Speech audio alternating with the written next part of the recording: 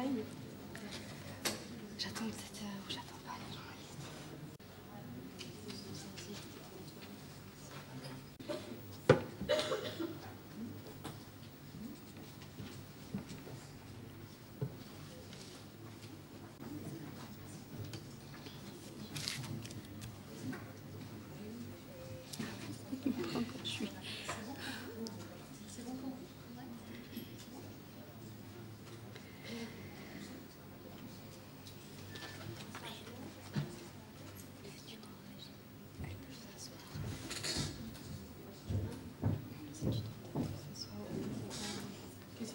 Chers partenaires, chers collègues, chers invités, bonjour et bienvenue.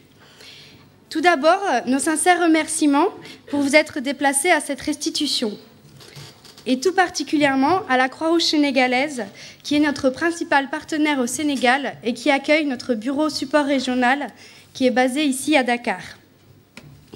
Il est important pour la Croix-Rouge française de partager les principaux résultats de cette étude socio-anthropologique qui a été conduite par le cabinet Afrique Consulting de septembre 2012 à janvier 2013.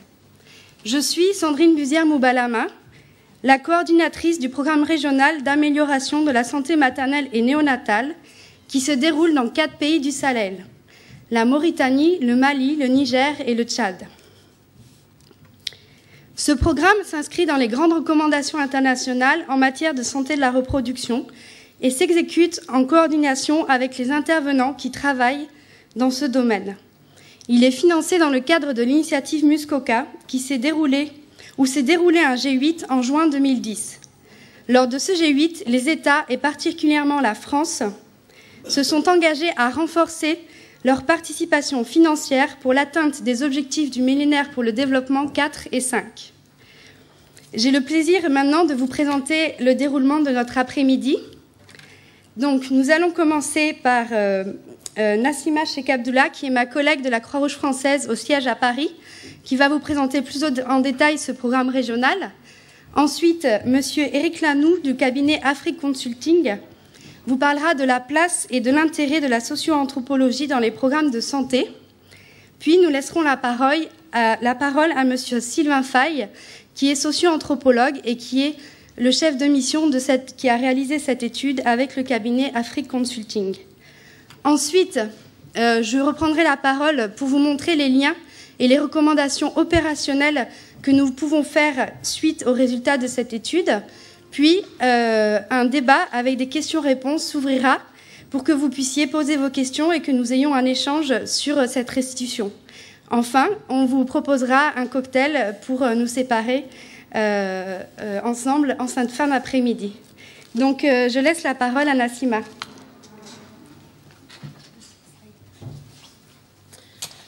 Donc, bonjour à tous. Je suis Nassima Cheikh Abdullah et je travaille au bureau santé de la direction des relations et des opérations internationales de la Croix-Rouge française. Je vais juste brièvement vous parler des thématiques que nous mettons en œuvre à l'international dans le domaine de la santé. Donc, principalement, on travaille donc en Afrique de l'Ouest et en Afrique centrale francophone, avec quand même quelques programmes en Asie du Sud-Est et en Haïti, sur les thématiques du VIH-Sida, avec la prise en charge des patients VIH dans les centres de traitement ambulatoires, et aussi tout ce qui est décentralisation et prévention de la transmission mère-enfant. On a des programmes de renforcement des systèmes de santé communautaire et surtout de prise en charge de la malnutrition et de santé maternelle et infantile. Et c'est dans le cadre de ces 2 dernières thématiques que s'inscrit ce programme d'amélioration de santé maternelle et néonatale pour intégrer dans les centres de santé et dans leur paquet minimum de services la prise en charge de la malnutrition, sur laquelle on travaille depuis 2005 au Niger, en Mauritanie, au Mali et au Tchad. Et dans ces mêmes centres de santé, aujourd'hui, on vous souhaite augmenter les services et pouvoir délivrer des services de santé maternelle et néonatale. Donc c'est un projet de 4 ans financé par l'Agence française de développement qui aura débuté en mai 2012 et qui s'achèvera en 2016 avec pour objectif d'améliorer la santé maternelle dans les 4 pays du Sahel et notamment l'accès pour les femmes enceintes, les femmes en âge de procréer, les femmes enceintes et allaitantes aux soins de qualité dans le domaine de la santé maternelle. Donc la carte qui suit vous situe les régions dans lesquelles on intervient. En Mauritanie, c'est dans la région du Gorgol. Au Mali, c'est à Bamako, en commune 1. Au Niger, dans la région de Zinder et le district de Tanout. Et enfin, au Tchad, on est dans le Bata et dans le district d'Ati et d'Oumadjer. Pardon. La stratégie qui a été retenue pour ce programme est basée donc sur 3 composantes essentielles: l'offre, la demande et la formation initiale. Donc tout ce qui concerne l'offre sera en amélioration de la qualité des services, de la formation du personnel et de l'équipement de ces centres de santé.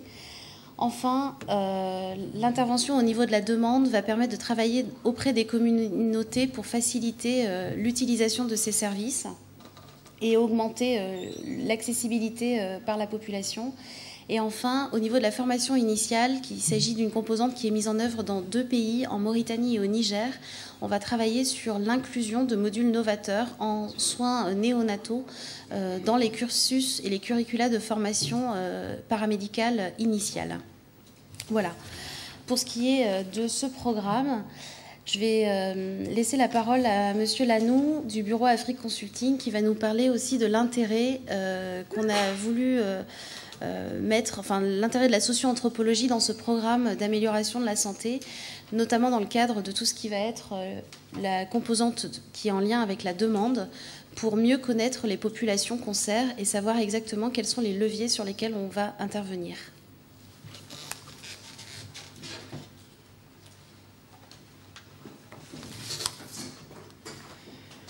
Bien, bonjour à tous et à toutes. Donc, juste avant de passer la parole à M. Sylvain Faye, qui a été notre chef de mission dans le cadre de cette étude multi-pays, je voudrais dire très brièvement, parce que vous comprenez que sur ce sujet on pourrait en faire une thèse, d'ailleurs il y en a plusieurs, dire très brièvement pourquoi notre bureau Afrique Consulting s'est engagé dans une production originale de savoir qui relève de la socio-anthropologie de la santé. Donc, retour, si vous voulez, sur quelques raisons d'engagement d'un bureau tel que le nôtre auprès et en faveur de cette discipline. D'abord, la sociologie anthropologique de la santé, que l'on appelle aussi socio-anthropologie médicale, c'est une science sociale. Et au même titre que les autres sciences sociales, elle est traversée d'un certain nombre d'interrogations qui sont structurantes.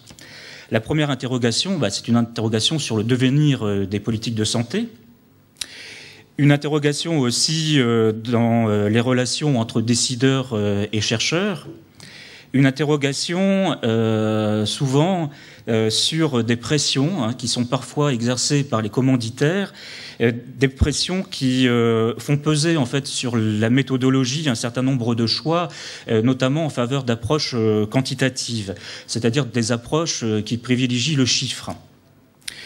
Enfin, interrogation au centre de la socio-anthropologie de la santé sur la capacité des systèmes de santé eux-mêmes à se réformer et aussi sur la complexité de l'application des résultats de recherche. Alors, l'étude que nous allons présenter répond en fait à chacune, me semble-t-il, de ces interrogations structurantes, mais c'est important de dire en quoi. D'abord, notre commanditaire, la Croix-Rouge française, ici présente, a choisi de placer cette étude au début d'un programme, un programme ambitieux qui est long de 48 mois. C'est une étude de positionnement, une étude de référence, ce qui laisse d'ores et déjà présager des enjeux que l'on va découvrir en termes d'identification rigoureuse de déterminants alors d'ordre socio-anthropologique, d'accès ou de frein face à une offre de services de santé. Et on comprend que sans cette identification rigoureuse préalable, ni les personnels soignants, ni les femmes en besoin de soins ne pourront espérer obtenir satisfaction et continueront à, c'est une expression que j'extrais d'un de nos rapports, à cumuler des handicaps ou bien à rester sans secours ni recours face à des risques sociaux et médicaux. L'étude que nous présentons répond aussi à une des interrogations que j'ai citées au préalable, dans la mesure où sa méthodologie est quasi exclusivement qualitative. C'est un parti pris méthodologique que nous allons assumer, dans la mesure où cette méthodologie a été extrêmement productive. La densité et la richesse de nos résultats vont en témoigner, autant d'ailleurs que le nombre important de recommandations pratiques, conséquences qui en dérivent. En fait, dans cette étude, il ne s'agissait pas uniquement de comprendre les représentations des acteurs interviewés. Ils ont été nombreux, les jeunes filles, les femmes enceintes, les femmes qui viennent d'accoucher, leurs maris, les belles-mères, les tradipraticiens, les leaders religieux, les personnels soignants, les sages-femmes, infirmiers et médecins. Il s'agissait d'étudier ces représentations en vue d'agir sur des pratiques comportementales modifiables. Et ces pratiques comportementales modifiables, je le répète, que cette étude permet d'identifier, ainsi que leurs déterminants, sont en fait guidés par ce qu'un socio-anthropologue de renom qui s'appelle Jean-Pierre Olivier de Sardan, qui est basé au LASDEL à Niamey au Niger, appelle un ensemble de normes pratiques. Et ce sont ces normes qui se réfèrent à des valeurs religieuses, sociales, culturelles, et aussi à des contraintes économiques ou encore de genre. Notre étude laisse entrevoir le poids de ces normes et le besoin aussi, vivement exprimé par les acteurs eux-mêmes, de s'en dégager, voire de les changer.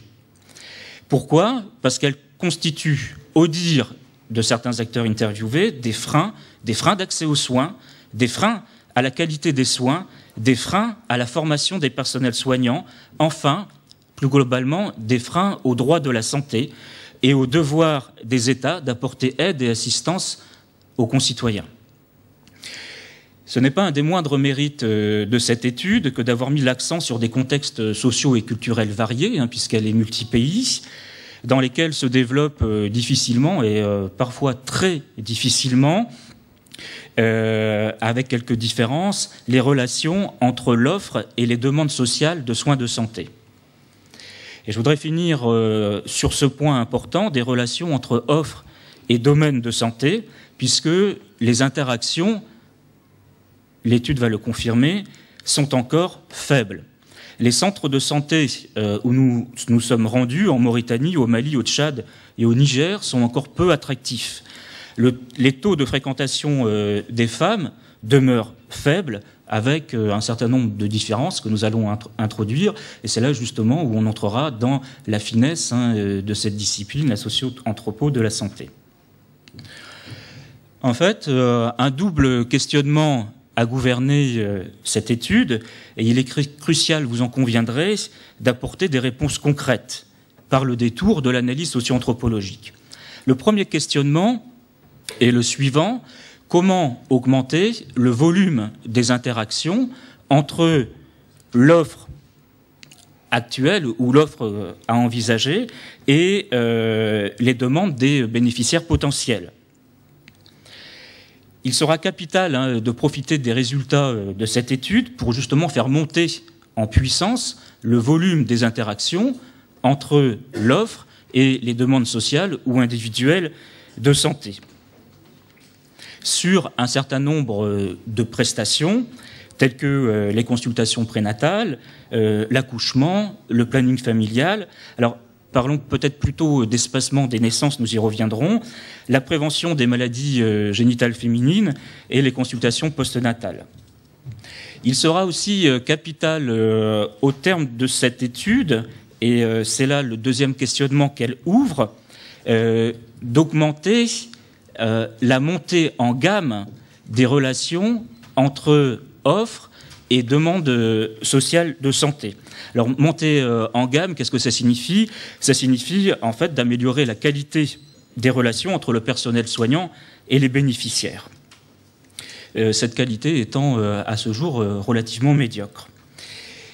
Les remerciements de notre bureau vont chaleureusement à la Croix-Rouge française et aussi toutes ces délégations qui, dans les 4 pays, ont été mises à contribution et apporté un concours soutenu de Paris à Dakar, de Dakar à la région du Gorgol en Mauritanie, de cette région à celle du Bata au Tchad, du Bata à Zinder au Niger, de Zinder à Bamako et finalement de Bamako à ici. Ces délégations ont soutenu les efforts et non des moindres, je tiens à le souligner, de nos consultants qui se sont, j'allais dire, frottés à des terrains difficiles, difficiles d'accès et aussi difficiles d'appréhension de par leur configuration spécifique. Ces consultants sont des universitaires et j'ajouterais qu'ils sont tous partisans d'une socio-anthropologie impliquée, une socio-anthropologie impliquée de la santé. Et ils partagent la conviction qu'un accompagnement socio-anthropologique de ce type de programme est tout à fait pertinent. Alors, cette restitution est filmée, donc vous êtes filmés, nous sommes filmés.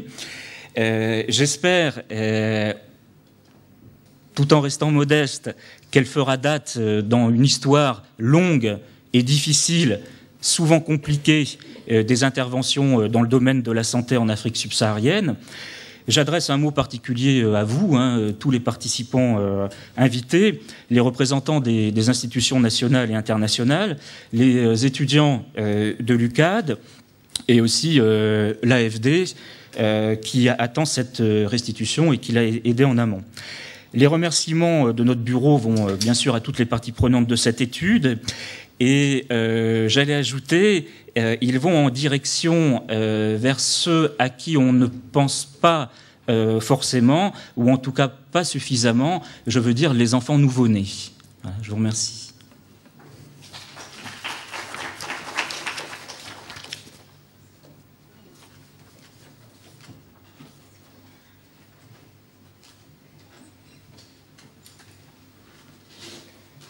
Je vais demander qu'on me relève le micro.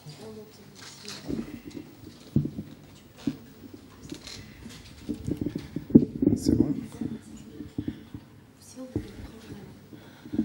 Ouais, je pense que... je sais pas si pour... Voilà, merci. Bonsoir à l'assistance et merci de participer à cette restitution. J'ai le plaisir de présenter les résultats du travail que nous avons mené dans 4 pays africains. Donc, ces 4 pays africains qui ont des particularités sociopolitiques assez diversifiées d'un pays à un autre. Alors, je parle de particularités parce que ça m'amène à parler du contexte de cette étude. Nassima l'a bien expliqué, nous travaillons dans des pays d'intervention de la Croix-Rouge en collaboration avec les sociétés nationales de la Croix-Rouge et du Croissant-Rouge.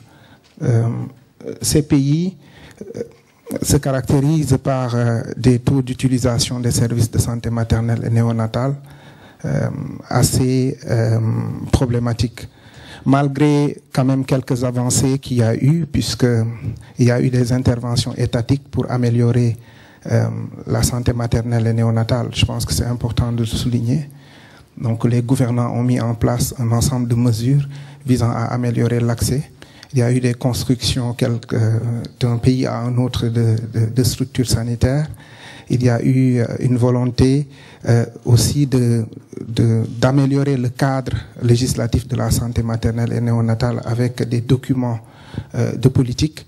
Je pense dans les différents pays africains à l'élaboration des feuilles de route donc pour la santé maternelle et néonatale. Malgré ces avancées, on constate encore une fois que quelques faits significatifs. Les femmes utilisent peu les services de planification familiale.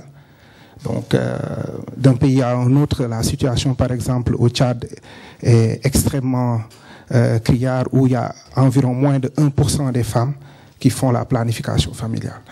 Donc, les taux au niveau national étant de 10% en moyenne, alors que dans la région du Bata, c'est à environ 1%. Les femmes recourent aussi tardivement au CPN, même si les CPN sont les services les mieux utilisés, l'utilisation de ce service n'est pas forcément adéquate. C'est-à-dire, le recours est toujours tardif, en général, à la fin du premier trimestre de grossesse. Les femmes continuent encore à accoucher à domicile, sans assistance par un personnel qualifié. Paradoxalement, on se rend compte que certaines suivent les CPN, mais au moment d'accoucher, elles vont accoucher à domicile. Les femmes donnent aussi peu d'attention aux nouveau-nés au cours des premiers jours de sa vie. Quand on parle d'attention ici, on parle de soins médicaux, étant entendu que les soins, en tout cas du point de vue socioculturel, sont les plus réalisés. Je voulais faire cette précision-là. Donc, les mutilations génitales féminines sont encore très courantes, en particulier pratiquement dans tous les pays, avec des variations selon les ethnies. Par exemple, au Tchad, on sait que les Médogos font les mutilations génitales féminines, mais les Koukas ne font pas ça. Donc, toutes ces réalités que nous observons ne sont pas propices donc à une bonne promotion de la santé maternelle et néonatale, donc à une bonne gestion de la grossesse, à une baisse de la mortalité maternelle. Donc, face à ce constat, il y a eu un projet, Nassima l'a bien expliqué, d'intervention pour améliorer la santé maternelle et néonatale. Comment cette étude se situe dans le cadre de ce projet? Donc, nous nous situons dans une approche de recherche-action. Donc, je pense que c'est important de le préciser parce que souvent, on va penser à une anthropologie fondamentale, socio-anthropologie fondamentale, alors qu'ici, nous nous sommes peut-être plus situés dans une socio-anthropologie appliquée au domaine de la santé maternelle et néonatale. Pourquoi recherche-action? Lorsque on veut intervenir, il faut connaître le problème. Donc, il faut élaborer un modèle descriptif du problème. Il faut bien le connaître. Il faut connaître les causes du problème. Modèle descriptif qui permet de faire une hypothèse dynamique, c'est-à-dire un modèle prédictif pour dire à partir des causes que je connais, je peux faire l'hypothèse que si je fais telle intervention, telle activité, je vais régler le problème. Et c'est ça qui va permettre donc de définir un cadre logique pour dire quelles vont être les activités que nous menons pour atteindre des résultats et avoir un impact précis. Donc, nous nous situons dans ça, de la recherche-action, afin d'analyser au préalable, avant de mettre en œuvre ce projet, il faut connaître le problème et les causes du problème. Cette étude, en tant qu'analyse situationnelle, permet de connaître le problème est connu, mais nous devons documenter en priorité les causes du problème, premier élément. Et deuxième élément, en documentant les causes du problème, de pouvoir dire quelles sont les actions concrètes qui puissent être réalisées pour régler le problème. Donc nous nous situons dans cette approche. Diapo. Et ça, cette approche, finalement, si on voit bien, elle justifie elle-même la pertinence de l'approche de la socio-anthropologie dans ce domaine, qui n'est, à mon avis, on ne devrait pas être là à chercher à prouver l'utilité de cette démarche-là dans le cadre d'un tel projet, parce que le projet, dans sa configuration, justifie la pertinence d'une approche socio-anthropologique. Pourquoi? Parce que, au-delà de sa médicalisation, la santé maternelle et néonatale est d'abord une question sociale. Elle est une question sociale parce qu'elle est pensée, elle est représentée et elle est pratiquée par des individus qui appartiennent à des environnements socioculturels différents et divers qui sont aussi spécifiques. Et de ce point de vue, l'accompagnement de la socio-anthropologie dans le cadre de ce projet se justifie. Se justifie pourquoi? Puisque la socio-anthropologie va aider à comprendre les dimensions sociales et culturelles de la santé maternelle. Elle va aussi aider à comprendre les rationalités des connaissances, attitudes et pratiques relatives à la SMN et les contextes communautaires, sociopolitiques et institutionnels qui peuvent aider aussi à comprendre pourquoi le problème et comment ce problème s'exprime dans des environnements socio-culturels différents. La socio-anthropologie, de ce point de vue, va donc apporter des éclairages nécessaires pour une intervention qui va être adaptée aux réalités locales et, comme disait Bruno Dujardin, pour arriver enfin à ce que les politiques de santé, tout ce qu'on va faire, puissent être adaptés aux besoins des populations. Donc la socio-anthropologie doit accompagner le nouveau dialogue qui doit s'imposer entre les politiques de santé et les populations.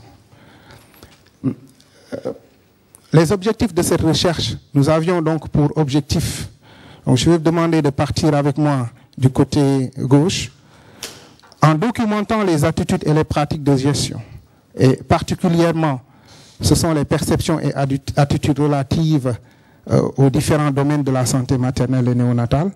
Je m'arrêterai un peu pour préciser que nous nous sommes intéressés au grand domaine de la santé maternelle et néonatale ici, à savoir la planification familiale, le suivi de la grossesse, l'accouchement, l'antépartum et l'accouchement, le postpartum, donc le suivi postnatal, mais aussi nous nous sommes intéressés aux mutilations génitales féminines et dans un pays où on a aussi travaillé sur la PTME. Alors, attitudes et pratiques de gestion, et ensuite analyser les déterminants de la sous-utilisation, puisque nous avons montré que les services sont sous-utilisés, en particulier la question de l'accès géographique, financier, mais aussi la question de l'accessibilité sociale et culturelle du soin, que nous entendons ici en rapport avec la qualité perçue des soins. Je précise ici qu'il ne s'agit pas d'évaluer la qualité technique, mais la qualité perçue par les bénéficiaires et les soignants. Et l'ensemble des construits socioculturels autour de ces questions. Nous avons aussi analysé au niveau de l'offre, de la demande et au niveau de la formation, à partir de ces résultats-là, quelles peuvent être les actions concrètes à mener pour améliorer la santé maternelle et néonatale. Donc, le cadre théorique que nous avons utilisé, à la fois pour le questionnement problématique et aussi pour l'analyse des déterminants, c'est le modèle des 3 retards. Classiquement, il est très développé depuis les années 90 dans la littérature par Tadès et Main, que pour analyser le choix ou le retard à un recours, ça peut être à 3 niveaux. C'est d'abord au niveau de la prise de décision. Quelquefois, la contrainte peut s'imposer à ce moment. En d'autres moments, on peut décider, mais au niveau de la mise en œuvre du recours, de l'accessibilité, il peut y avoir une contrainte.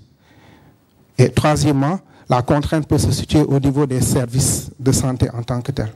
Donc nous avons repris ce modèle et nous avons analysé donc 3 catégories de déterminants en allant les regarder donc à ces 3 niveaux. Donc nous nous sommes intéressés à la prise de décision. Et quand on parle de prise de décision, nous parlons du processus décisionnel, qui sont les acteurs qui décident du recours, qui décident de la gestion de la santé maternelle au niveau familial, socio-familial et communautaire. Nous nous sommes intéressés aussi aux constructions sociales et culturelles, puisque ces constructions sociales et culturelles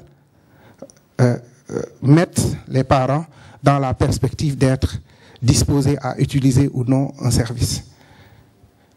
Ensuite, nous nous sommes intéressés aussi au niveau de l'accessibilité. L'accessibilité géographique, pour voir est-ce qu'il y a une disponibilité du service.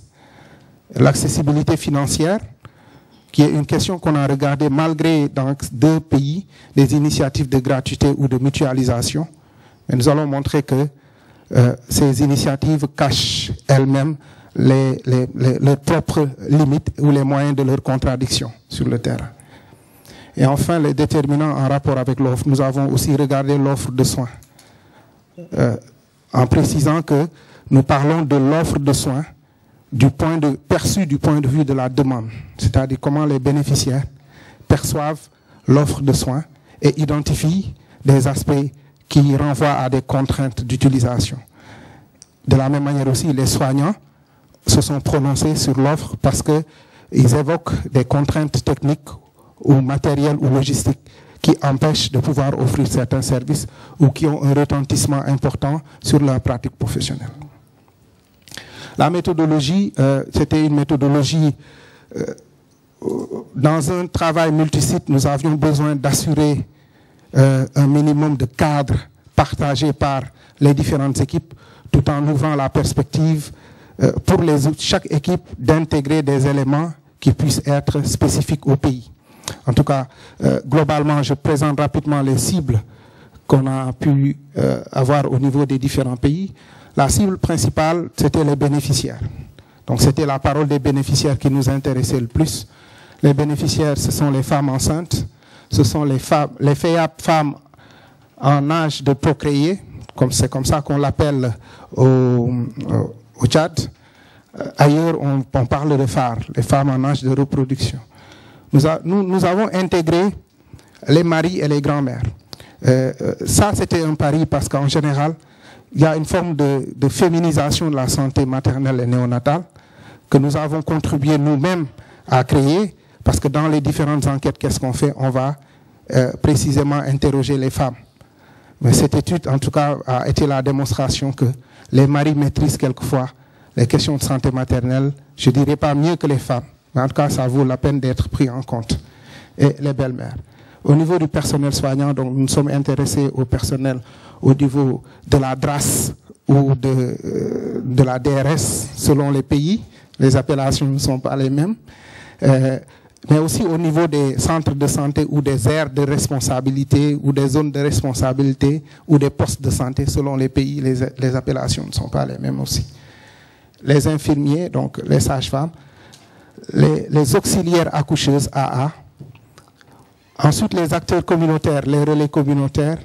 Nous avons interrogé les volontaires de la Croix-Rouge et les AT, ce sont les accoucheuses traditionnelles. Pour les leaders et élus locaux, nous sommes intéressés aux imams, chefs de village, chefs coutumiers, etc. Et une dernière catégorie, le personnel des écoles de formation en santé, puisqu'il fallait voir un peu aussi quelles sont les contraintes au niveau de la formation, puisque cela a une importance, puisque c'est là où on forme le personnel. Donc, voilà globalement les cibles que j'ai essayé de synthétiser, même si d'un pays à un autre, il peut y avoir de petites variations. Alors, pour l'échantillonnage, je précise qu'on a, dans le cadre d'une approche qualitative, nous avons surtout cherché à raisonner. Nous avons raisonné un échantillonnage raisonné à 3 degrés en mettant en avant des critères. Nous avions besoin de représenter dans chaque pays les distinctions du milieu de résidence, rural-urbain, particulièrement, sauf dans la zone de Bamako, qui est une commune urbaine. Donc, je précise. Les spécificités ethnoculturelles, sauf dans la zone de Bamako aussi, puisque c'est une zone urbaine, donc très diversifiée. Et aussi la disponibilité des services. Ça veut dire que nous avons voulu travailler dans les localités où il y avait des services de santé disponibles et d'autres où il n'y en avait pas. À un premier degré, nous avons sélectionné, nous sommes partis des districts sanitaires d'intervention de la Croix-Rouge. Donc, dans certains pays, il y a, par exemple, au Tchad, il y a Ati et Oumadjer. Donc, nous avons sélectionné le district sanitaire de Ati de manière raisonnée, en justifiant le choix, puisque Ati c'est une zone qui accueille l'ensemble des services sociaux de base dans la région. Donc, les autres pays aussi, on a choisi des localités exclusivement en Mauritanie. Nous avons travaillé sur 3 localités parce que la Mauritanie a la particularité d'être une zone, une région aussi de Kayedi qui est une région très diversifiée au plan ethnique, avec des distinctions entre les Aratines, les Maures blancs, les Soninké, les Pulaars, les Peuls, etc. Donc c'était une zone très compliquée qui nous a amené finalement à intégrer trois districts. Ensuite, dans chaque district qu'on a tiré, on a pu sélectionner des aires de santé ou bien des localités pour retrouver les familles en respectant aussi les mêmes critères. Donc je vais aller vite. Pour les outils, nous avons fait des focus group. Les focus group ont été exclusivement menés avec les bénéficiaires, donc femmes enceintes, allaitantes, mari, belle-mère. Et pour les autres catégories, on a mené des entretiens individuels. Donc au total, nous avons réalisé dans les 4 pays 190 entretiens et 41 focus group. Donc on voit, le tableau permet de voir les distinctions d'un pays à un autre. On voit que dans certains pays, on a fait plus de focus group, puisqu'on se disait qu'on n'avait rien à perdre. Mais normalement, dans chaque zone, on avait 3 focus group à faire. Donc, je vais présenter maintenant les résultats de cette étude. Donc, nous avons décidé de présenter d'abord la demande, l'offre et les construits sociaux par domaine, les domaines que j'avais évoqués. Et de ce point de vue, pour la planification familiale, contrairement à ce qu'on évoque souvent dans une certaine littérature, les populations que nous avons rencontrées ne sont pas contre la planification familiale. Elles sont contre la planification familiale si elle est entendue comme un moyen de limitation des naissances. Par contre, la demande qui est exprimée, elle est forte, un besoin d'espacer les naissances. Et les populations expliquent très bien que c'est important d'espacer les naissances, parce que ça permet à la femme de se reposer. Par exemple, en Mauritanie, c'est très valorisé, puisque la femme, elle doit garder un corps, comme ils disent, de rêve. Donc après la grossesse, la femme, il faut qu'elle reste au moins 2 ou 3 ans sans refaire d'enfant, parce que c'est ça qui permet de la reconstruire. Pour améliorer aussi sa capacité reproductive, donc on pense que si la femme se repose, elle va être beaucoup plus féconde, donc au Tchad en particulier. Préserver la santé de l'enfant, donc dans tous les pays. Au Niger, la maîtrise des dépenses familiales. Par exemple, au Niger, on pense, parce que les baptêmes sont des événements sociaux extrêmement importants au Niger, où il faut beaucoup d'argent, et les femmes disent que c'est bien d'espacer si on n'a pas d'argent pour organiser les baptêmes. Donc, c'est bien d'espacer parce que ça va éviter de mobiliser trop d'argent. Permettre la gestion des tâches domestiques. À Bamako, il faut que la femme, elle a le rôle de gérer les tâches domestiques. Donc, on doit lui permettre d'espacer les naissances pour qu'elle soit en mesure de faire ce qu'on attend d'elle. Les femmes expriment un second besoin pour la PF, c'est la discrétion. Et c'est pourquoi c'est le besoin de méthodes longue durée. Discrétion, limiter aussi les effets secondaires de la pilule et des injections. Par exemple, par les expériences vécues, les femmes évoquent la dérégulation, c'est-à-dire que les injections empêchent, par exemple, quand on prend des injections, elles peuvent rester 3 mois où les règles sont perturbées et elles n'évacuent pas les menstruations. Alors que dans une croyance populaire, le sang est quelque chose à évacuer. Et des belles-mères expliquent même qu'une femme qui prend des injections, de loin, on peut savoir qu'elle est en train de faire de l'APF parce qu'elle a des senteurs. Donc ça amène aussi une forme de stigmatisation sociale, parce qu'elles disent que quand une femme qui a connu une dérégulation, qui n'évacue pas les menstrues, elle sent mauvais, donc d'après les belles-mères.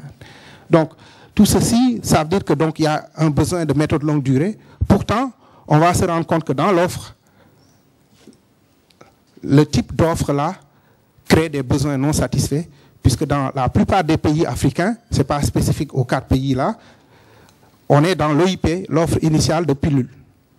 Donc c'est ce qu'on met plus à la disposition des populations, alors que la pilule, de leur point de vue, ne permet pas de satisfaire le besoin de discrétion. Donc, il y a aussi des éléments qui sont favorables, défavorables plutôt. On refuse par contre la limitation de la naissance. S'il y a un besoin d'espacer les naissances, il y a un refus clairement expliqué de la limitation des naissances pour des raisons religieuses et sociales. Religieuses parce que le discours religieux et l'interprétation que font les populations de la religion est assez particulière. On dit que oui, c'est haram, c'est un péché que de décider de ne pas accepter ce que Dieu a donné. Et que, d'ailleurs, dans le Coran, il y a des hadiths, parce que dans les pays où nous avons travaillé, c'est des pays aussi très religieux. On dit qu'il y a des hadiths dans le Coran qui disent que mariez-vous avec des femmes fécondes pour faire des enfants, afin que ma Oumma soit beaucoup plus importante que celle des communautés concurrentes au dernier jour. Donc ça veut dire que ces justifications religieuses qui sont entretenues d'ailleurs par les imams, alors qu'on sait que toutes les politiques dans ces régions-là à un moment ont visé les imams comme des personnes ressources. Donc ça c'est un des premiers problèmes qu'on a identifiés. Pourtant, il y a des situations sociales qui permettent d'accepter la limitation de la naissance. Par exemple, au Tchad, en Mauritanie, on explique que lorsque sa fille commence à enfanter, la femme doit arrêter.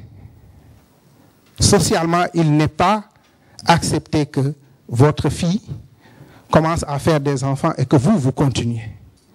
Donc cela veut dire qu'on peut retrouver dans les normes sociales des éléments favorables pour un changement de comportement, donc pour promouvoir une limitation des naissances. Ce n'est pas la seule raison. Les femmes évoquent aussi l'arrêt de la procréation, surtout les hommes, quand elles voient que, du point de vue de la multiparité, ou quand la femme a une santé assez affectée. Et en fait, les hommes discutent en expliquant que souvent, on pense que, les politiques pensent qu'elles ont beaucoup plus de conscience de la nécessité de protéger les femmes qu'eux. Et c'est quelque chose qui est mal perçu par les hommes en particulier.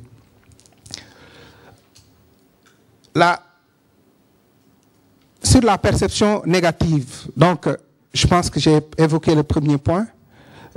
L'importance des enfants dans le couple et dans la vie quotidienne, ça fait partie donc de la construction sociale. Les contraceptifs aussi sont considérés, en tout cas une femme qui utilise un contraceptif dans la zone par exemple de Hati est considérée comme une prédisposition à l'infidélité. Parce qu'on se dit, si on est marié, pourquoi on a besoin de contraception? Donc, surtout le préservatif masculin, ben, là c'est très fort. Bon, on a trouvé dans des centres de santé où les préservatifs masculins sont périmés, des cartons et des cartons périmés, parce qu'il est inconcevable de les utiliser. Pourquoi? Parce que c'est haram. Et que celui qui l'utilise montre qu'il veut se protéger du sida. C'est parce qu'il est certainement malade qu'il veut utiliser le préservatif, et ça renvoie à une forme de stigmatisation sociale. Donc, ces expériences, ces normes sociales qui sont favorables à l'arrêt de la procréation, que j'ai déjà évoqué, diapo. Maintenant, sur les mutilations génitales féminines. Les MGF, les risques médicaux sont connus par les femmes. Quand vous discutez avec